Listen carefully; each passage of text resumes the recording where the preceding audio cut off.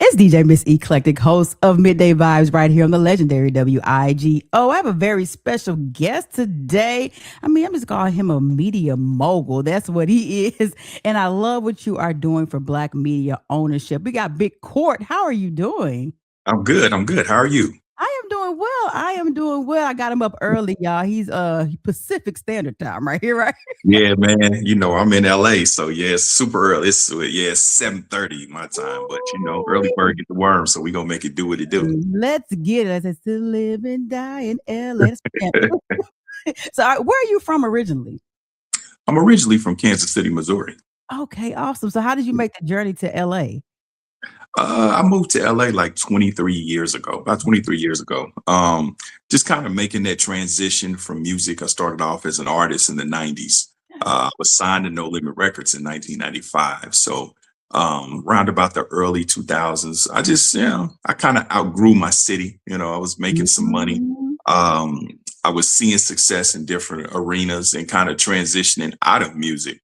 And so at that point, I wanted to kind of pursue acting and movie producing and different things like that. So, this is before social media. So you had to go to where the game was being played, So my family and I, we relocated out to LA. And, I guess at this point, I'm probably kind of like a LA dude. But yeah, 23 years. You are going to be out there sea walking because you're a native at this point, right? Right. The funny thing about it is, transplants, we kind of have this funny thing because it's like we're not born and raised in the place that because when I'm here and I tell people, they say, where are you from? I say, I'm from Kansas City. They say, how long you been out here? Say 23 years. Some will say, okay, at this point, you from here. But it's kind of like you a man without a country because it's like you're not a native. So some don't kind of accept you as that. Mm-hmm. But then back home, especially when you come from a smaller city, they kind of look at you like, oh, you LA now. You know what I mean? Wow, so, right? Yeah. I totally understand that living in ATL. Like I've been here for about 7 years. And I don't know, I was like, can I say ATL, shawty? Like, I don't know if I'm there yet. And, territorial around here. So. Right. You in the metro area? Are you in Atlanta? I'm like, oh, okay, hold on. Y'all doing too much. Yeah. I mean, in Atlanta, they get serious. It goes back to if you went to Atlantic public school, ATL, so that's how they kind of rate your Atlantaism. I'm like, let me just claim Texas. Okay. I don't want no problems. Right. But no, I love absolutely your journey. And you said you said no limit. I used to have a no limit chain. That was from the flea market and it was not real gold, but I literally thought I was a no limit soldier for real. You couldn't tell me. Man, listen, everybody did. It was such a movement, especially in the 90s and the early 2000s, and especially what we just did at Versus. We brought it to them at Versus, which it was funny because I was there to support my team and support my brother, but I actually started trending after Versus, so that was kind of funny, but it was fun though. We actually will probably be going on tour with them later on this year, Cash Money No Limit tour as well. Yeah. Oh, I can't. Listen, it's gonna be y'all already. Juvenile got the new song out already. Yeah, they already bringing out the babies. Listen, okay. It's about to go. Oh, it's about to be 2000. Oh, I'm a no limit soldier. I thought I'm gonna go back in the day. What happened? Hopefully I can join them. It depends on what OG Network is taking a lot of my time. So it just depends because it's a lot of work, you know what I mean? So we'll see what happens later this year. So you started off, you're rapping, you're in the hip hop industry, then you go to film and producing, and now it's podcast. Now it's the OG Network. How did you hook up with Grammy Award winning Ice-T, just for Black ownership and giving Black culture a voice in this digital media age? Well, I felt it was time, I think the older you get, I always say this because a lot of people, I'll be 50 this year. So I think just being in the business almost 30, over 30 years, you just start to learn. You live life long enough, it teach you how to live. So you just watch things and you start understanding more about legacy. You start understanding about the things that count, right? Right. And so just watching the landscape of media, um, you know, kind of like how I did the Holdin Court Podcast. I started the Holdin Court Podcast because I felt like the culture lacked balance, right? You Mhm. know, it's like, and I could be wrong, but just from what I was seeing, you see a lot of the pejorative and salacious and you know, kind of messy type content when it comes to podcasts and the culture, because that moves the needle. And Mhm. so I was like, you know, it's a place for that. But, you know, I wanted to create a platform that brought balance and that humanized the culture, right? Where we have real conversations. Sure, we could talk about controversial topics, but at the same time, we could peel those layers back and explore why those things happen. And then there's always an atoning factor, even with the controversy. Um, so it's not exploitive.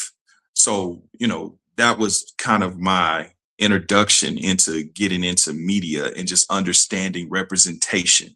And so Right. now you take it further, you know, as I'm seeing these platforms. And like you said, I come from the 90s. So I understood, I remember the independent music grind, and that Mhm. provided a way out for a lot of cats in the streets, you know. And now fast forward, you know, 25, 30 years later, it kind of was the same with the movie game as well. You know, you have a lot of people that come from these environments that were starting to make money and were really finding a space and a way out of their, you know, existing circumstances. So in doing that, you know, I kind of studied the landscape and I started seeing a pattern. I said, dang, you know, Tubi was the play, but then once they got acquired by Fox, they moved the goalposts. Now all of a sudden they're not accepting that type of content. Their ingestion Mhm. period is 8, 9 months.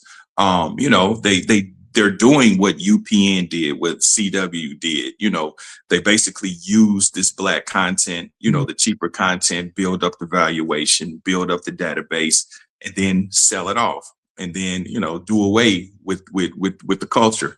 So I Right. was like, nah, we got to change that, you know, because we make things cool, you know. Like, I mean, think about it. We set the trends, Oh, that's right. we set all the social media stuff. So we use a lot of these platforms, but we don't own any infrastructure. So I just thought, okay, you know what, we got to change that, you know. So that's why I came up with the concept of, man, let's do a network.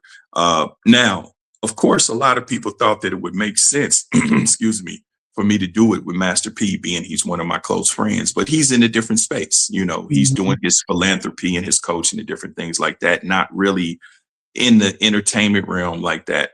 And so, I don't know. I prayed on it and God just tapped me on the shoulder. It was like, man, holler at Ice. Now, Ice and I had became, you know, we were familiar with each other for many years. But when he came to the podcast, Holdin Court Podcast, the first time, you know, we really hit it off. Then he came a second time when he got his Hollywood star and he got this Grammy that year. He came again. And so I told him, I said, OG, I said, man, this is what I have a vision for. I think that we should do this together. And he was like, hey, I love it. He was like, I rock with you. I'd love to be in business with you. Let's go. And so he saw the vision, you know, he saw the vision, and you know, him, it only made sense because he coined the term OG. You know, the first Mhm. time that many of us, and I know I can speak for myself, heard the term OG was from his album 1991 OG, you know, Original Gangster. So you know, and that was the you know, the beginning of OG Network. And I have to say, Ice is probably one of the best people you want to be in business with for, you know, a number of reasons. But yeah, so we've been rocking ever since. I mean, that's what sustained him. He's gotta be the best in business, right? Yeah, yeah, yeah, Hip hop, yeah. television. I mean, now you can't turn on the TV without seeing Ice-T, right? So No, that's a fact. From yeah. commercials to you Yes. know, Lipton tea to Raising Canes, you know, and of course SVU, and I knew that. I understood that. You know, the thing about Ice is he, you know, when he speaks, the world listens, media listens, and he's been super solid. You know, from a Yes, cultural sir. standpoint and just period, right? And so I knew that him having that social currency, you know, would bring a lot of value and validity to what we're doing. You know what I mean? So, and he understood that as well. And so, man, we rock out like, and that's what I'm saying. We really we're cut from the same cloth. We have the same, principles. We have the same understanding when it comes to life, when it comes to business, when it comes to integrity. We're on the same page, for mostly everything, So I'm loving this. So where do you see the future of digital going? Like as you're giving our people a voice, where do you see it going? I mean, we talked about Tubi. I know there are a few other, but not a lot of. What do you call it? The middleman? 'Cause I know, and and that's publishing. It's all that when it comes to radio or when it comes to music. But what do you actually call it for somebody to submit? And they have this great project that maybe Tubi said no, they rejected, but it's good for our culture and we need it.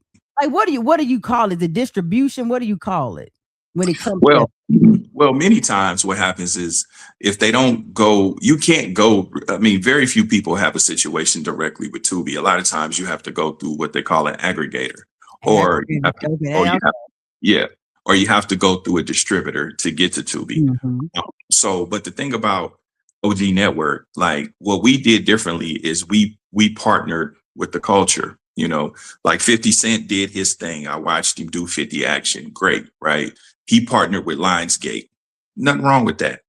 What we chose to do was partner with the culture, because really that's what it was. It's not about money. It was really about, giving the voice and giving the power back to the culture. You know what I mean? So it's like, no, we're gonna partner with y'all.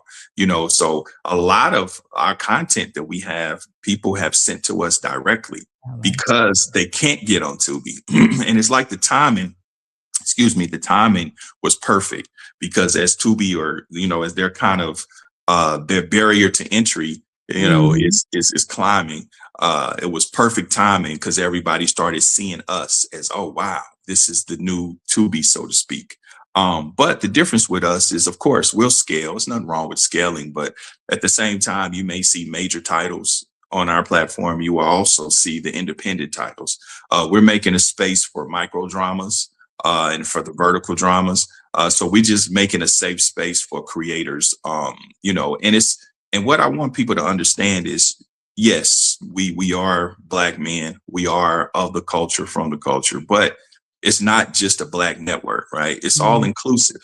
Okay. It's all inclusive. It's for creators from all over. So, a lot of times, I think that when we as Black people start businesses, when we see Tubi, we don't say, okay, it's a white streaming platform, or Netflix. It's a white, you know what I mean? So Very true. it's, yeah, you know what I mean? So we're not just a Black. Yes, we're Black, but you don't know who owns Netflix. You don't see who owns Tubi. But I think that that's what sets up, sets us apart. And then also we have a contest that we're launching at the end of March, where we're going to do a full push, and we're looking for the next Friday movie, the next independent hit, the next cult classic. And what we'll do is we'll take all the submissions from all the filmmakers that want to participate. And once we announce the winner will get our push. They'll get at the top of the page, and they will receive 100% of the rev share for a predetermined amount of time. So we'll be launching that and announcing that the end of next month. Ooh, I love what y'all are doing for the culture. It is necessary. Yes, like you said, and the timing of it, with everything going, the temperature of our country, this is a perfect time. Now, for people who want to submit now, how do they submit? Is there a submission process? Do they go to the website? How do they submit if somebody's listening right now? Sure. They can go to the ognetwork.net, and then there's a submission page on there, and they can submit, or they can submit, which it'll take them to content at the ognetwork.net. They can submit there, and then, we have a quality control process. You'll submit it, and then somebody will reach back to you, and then we'll go from there. Our ingestion process is pretty simple. You can be up within 24, 48 hours, which is different from Tubi. Tubi got 8 months, you know what I'm saying? So, so that's the other thing that's appealing to content creators, and the fact that, we really put our social currency behind them. A lot of, these content creators, they don't really have budgets to push their stuff, but we do the best, Ice and I, to put them in front of our audience and put them out there. So yeah, it's been going really, really well. I mean, our watch minutes have been crazy. Like we just hit like 5 million, over 5 million watch minutes within the last 30 days.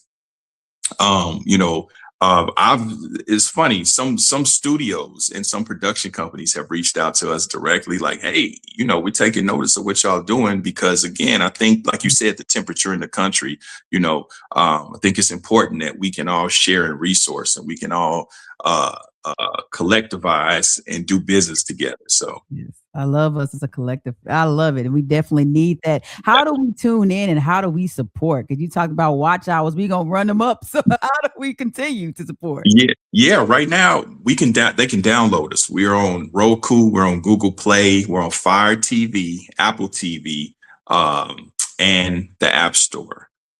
So we'll be on LG and Samsung next month.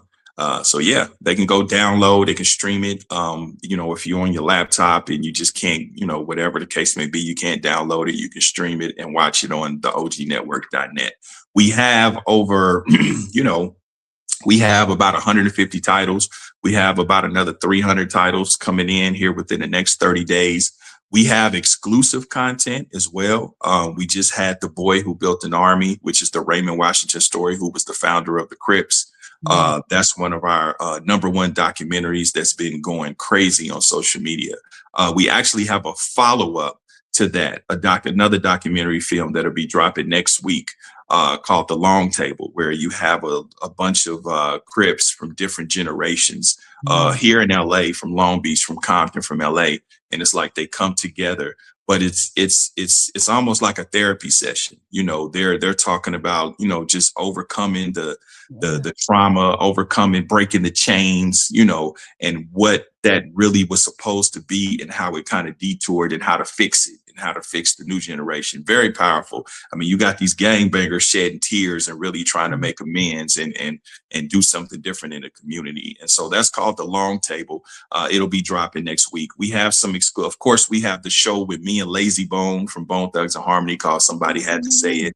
That's exclusive to OG Network. We have a movie called My Sharia Moore, which is filmed, a thriller, our number one thriller, which is exclusive to OG Network. So, you know, not only do we have all the, you know, blaxploitation movies that people love, we have The Mac, we have Superfly, we have Willie Dynamite, we got Black Caesar. So we got all the No Limit movies. We got Master P's movies. I'm About It. I'm Still About It. So we have a whole eclectic, you know, no pun intended. We have an eclectic array of of titles, you know. So yeah, I think people love it. People love the app because there's so much content on there. And not only do we have VODs, we have wrestling, we have bare knuckle fighting, we have UFC. I mean, you literally can go down a rabbit hole at OG Network. Everybody in your family can tune in. Literally, it's somebody for everybody. No, that's a fact. Your That's a grandpa fact. watch wrestling. Your grandpa watch. It's for Yeah, the 90s babies, the 80s baby. You got the man.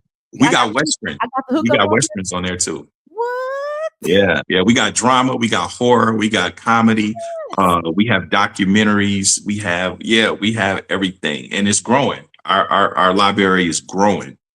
I absolutely love that. And you said like you have the Crips in the LA. I love how you have your local culture on that because it used to be a thing where we bring in local, but now everything is so commercial or it's Mhm, owned by big business that we forget to bring the local talent that we have because mhm. that's what generates a lot of the time. So I absolutely love what OG Network is doing, y'all. Yeah, It's Big thank you, Court thank you. right here on Midday Vibes on the legendary WIGO. Make sure you go download the OG Network. You said Apple TV, so I am good. Fire Yes, TV. It's on all your platforms, so make sure you download, make sure you stream. And I love already the watch hours, and we're gonna be 5 million plus by the end of the interview. So yeah, y'all, yeah. thank you, Big Court. Tell everybody how to follow you on social media, and we're gonna continue to support you and Ice T because I'm loving this Black media for the culture. Yeah, thank you. I appreciate it. You know, you guys can follow the OG Network live on Instagram, follow OG Network on Facebook, and then also follow me at I Am Big Court, and then tap in with the Holdin Court Podcast as well on Facebook, on Revolt TV, and YouTube. Well, OG Network. It's my podcast. Holdin Court Podcast is exclusively on OG Network now.